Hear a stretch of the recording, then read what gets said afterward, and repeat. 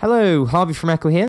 I'm back with another video today on 3 mistakes to avoid, especially when EQing within your mix, composition, trailer, whatever it may be. Before I get into the video, I just want to mention that if you haven't already subscribed, please subscribe to this Basic Gorilla channel. They've got some really great stuff coming out soon. I've got some tutorials coming out as well, which will show you about various different things to do with production, Ableton, and all that sort of jazz. And also, if you have any thoughts on this video, please comment below and give it a like if you actually found it useful. If there's any other tips and techniques or mistakes that you found and errors that you've come across with EQ, please put them below. We'd love to know, and also share knowledge. So I decided to make this video for a couple reasons, and the thing that they want from the mix feedback is basically just how to make it sound better, how to make it mixed a lot better. Now, a lot of the time, more complex mixes actually come down to the simplest elements such as EQ and compression. However, EQ in particular, now as everyone would know, EQ is about controlling the frequencies and how they peak and how they don't. So this brings me on to the first tip, and that is playing it safe. So this is a mistake often made by a lot of people because of what they've been told. And what this involves is playing by the rules and basically not really using the EQ to its full potential. So by this, a lot of people have said you can't boost, a frequency band more than 4 dB, or you should only ever reduce or do subtractive EQ so everything sits nicely. That's not particularly true. Now, these are techniques that people have tried and work. However, every tune, every sound, anything you make is different. Now, keeping this in mind, you have to treat any instrument or anything you do within your music as if something unique and you want to try something new. Now, the reason for this is obviously it keeps it experimental and keeps it fun for you, but also these great songwriters, composers, etc., they've all made their name because they've gone against the rules and tried something different. So, for example, if people telling you not to boost more than 4 dB, don't listen to them. If a sound needs to be boosted a lot, go ahead, do it. But this brings me down to why you should do it. You should only ever EQ if you feel it needs it, or if you have a reason to do so. So, for example, I've just got a little example up here. So this is just a kick from a Basic Gorilla sample pack. So if I kind of just turn this EQ off, and I'll show you what this kick sounds like. So it's quite a roomy sort of kick, but however, it's not really got much presence. So all I literally did was just do a shelving EQ plus 10 dB gain, and it automatically gives you a lot more presence than... Now, I know that's not like one of the best examples, but it's an example of like more than 4 dB gain.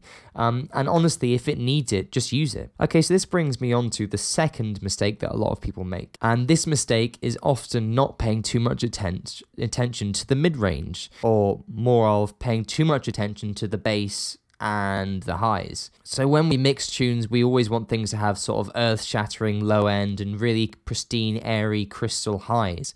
Now, obviously, that sounds nice to us. However, our ears are more sensitive to the mid-range. And also, what you got to think about when you're making a mix, you want it to make it sound great on all systems, not just, the speakers you're using or, the headphones. You want to make it sound great on, rubbish laptop speakers, on, portable speakers, and all these different sort of applications. And the mid-range area is where all these frequencies are going to be smushed into one. So in a sense, if you've got this rubbish portable speaker, the mid-range is only the thing that's going to be shined through. So you need to make sure that that's as clean as you can. Now, this is often left out because a lot of people, like I said, want these, nice pristine clarity within the lows and the highs. However, a lot of different instruments and sounds take up the mid-range. So for example, here's a little example. It's nothing too detailed, but I put a vocal melody and a guitar. Now, as you can hear, like, it's rubbish. It was just as a perfect example, don't judge me. But obviously they're not both perfectly in sync. However, they both share the same frequency range, and you can't hear the clarity behind what both those things are doing. So this is the vocal and the guitar. Now, you can't really tell that because they're both sharing the same frequency bands.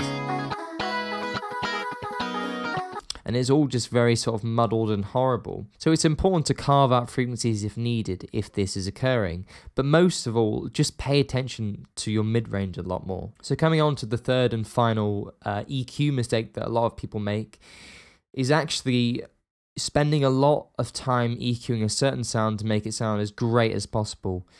Now, this is good if it's just the one sound. However, within a mix, you usually have more than one sound. So for example, I'll show you an example I've made, which is, well, just a EQ, which is this guitar. So that's without the EQ, and this is with the EQ. Now, I've just kind of tried to make it sound a bit more nicer to, you know, if it's playing on its own. However, when you put it with the vocals as well, like, it's even more muddled than it was before. Now, what I want to get onto with this point is that if you try and make a sound singularly sound as great as possible, it will be, but then when you play with all these other clashing frequencies and all these other sounds, it actually can make it sound a lot worse. So this is where the term less is more comes into play. Now, the way to overcome this is actually EQ while you're listening to it within the mix, so not just soloed. So if you want the sound to sound great within the mix and also sound great singularly, do it within the mix and you can hear it properly shining through because it won't be playing on its own. So the idea here is that you wouldn't mix a cake with one ingredient at a time. You start with the eggs and then you put in the flour, or, you know, whatever the hell you're making. You mix it all together and eventually you have this big sort of batch of sounds or ingredients, I guess, if you want to. All these elements create the mix. So that was only a brief overview of 3 common mistakes that are made within EQ and how you can kind of overcome them. However, you should bear in mind that whenever using any effect, note what you're doing a lot of the time, and first and most importantly, think, what's the reason I'm doing this? Now, it's important just because this is how mixes can get muddled up very, very easily. So think about every sort of step of the way and always think one step ahead. Remember, if you like this video, please subscribe to the channel and you'll be able to see plenty more tutorial videos such as these. If you like this video, if you have other sort of common mistakes that you've made and you've known how to overcome, please put it in the comments. It's great to learn about other mistakes that people have made so other people can build on them, and also yourself. So until next time, see ya.